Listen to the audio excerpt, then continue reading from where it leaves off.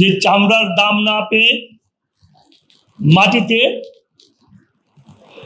দাবাই দিয়েছে, দেখি নাই আমরা? এমনটা যেন না হয়।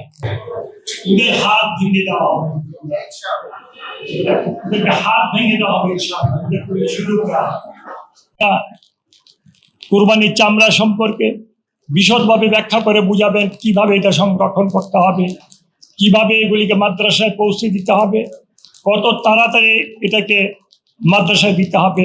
এবং আপনাদের যদি কোনো অসুবিধা হয়, আপনারা আমাদের ইসলামিক ফাউন্ডেশনের, আমি ওনাদেরকে অনুরোধ করব, ওনারা একটা হটলাইন নাম্বার দিয়ে দেবে, আপনারা ওনাদেরকে যোগাযোগ করবেন। ওনারা মন্ত্রণালয়ের সাথে যোগাযোগ করে, আমি যেখানে রেখে যে অবস্থায় থাকি, আমি ইনশাল্লাহ আমাদের প্রধানমন্ত্রীর সাথে যোগাযোগ করে ব্যবস্থা নিতে চেষ্টা করব। আপনাদের উপরে যেন কোনো অবিচার না হয়। প্রয়োজন বোধে যে কোনো ত্যাগ স্বীকার করতে রাজি আছি, কিন্তু আপনাদের উপরে কোনো অন্যায়, অত্যাচার, অবিচার, জুলুম হতে দেব না ইনশাআল্লাহ। আল্লাহ যদি আমাকে বাঁচিয়ে রাখে। এটা বলতে আসতে কোনো জোরে কর না।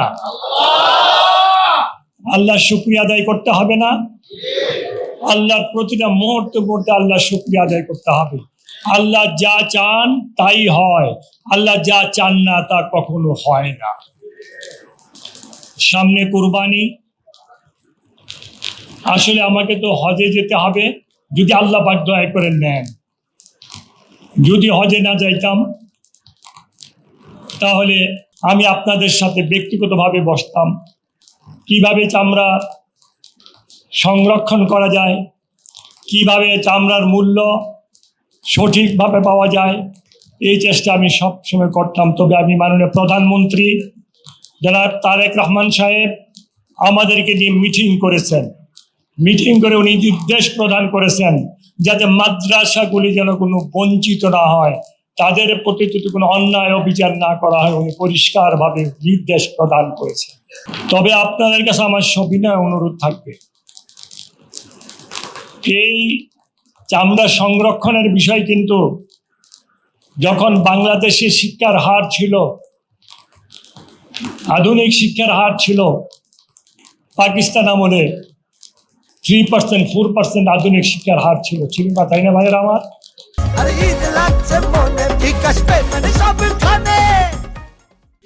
সেই সময় কিন্তু সারা বাংলাদেশে কুরবানি হতো।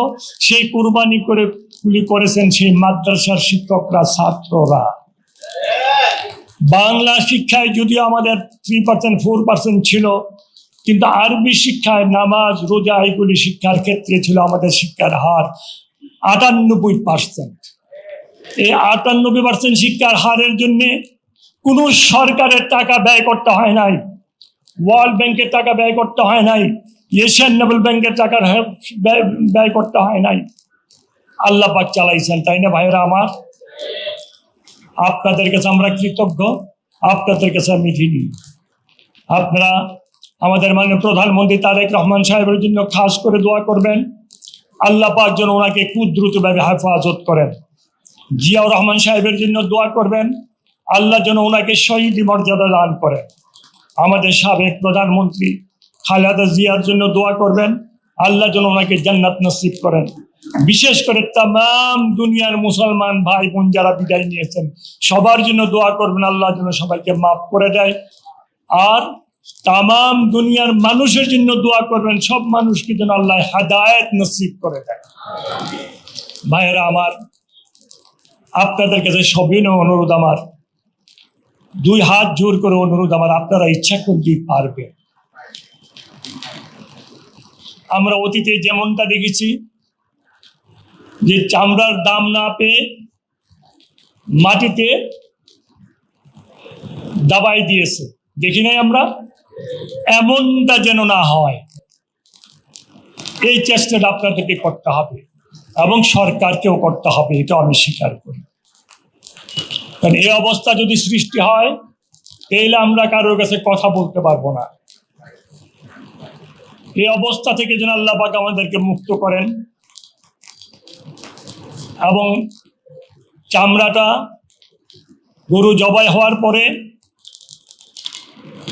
যারা গরু কুরবানি দেয় তাদেরকে বলতে হবে চামড়াটা এমনভাবে আলাদা করার জন্যে যেভাবে আলাদা করলে চামড়ার মানটা, গুণগত মানটা ভালো থাকে।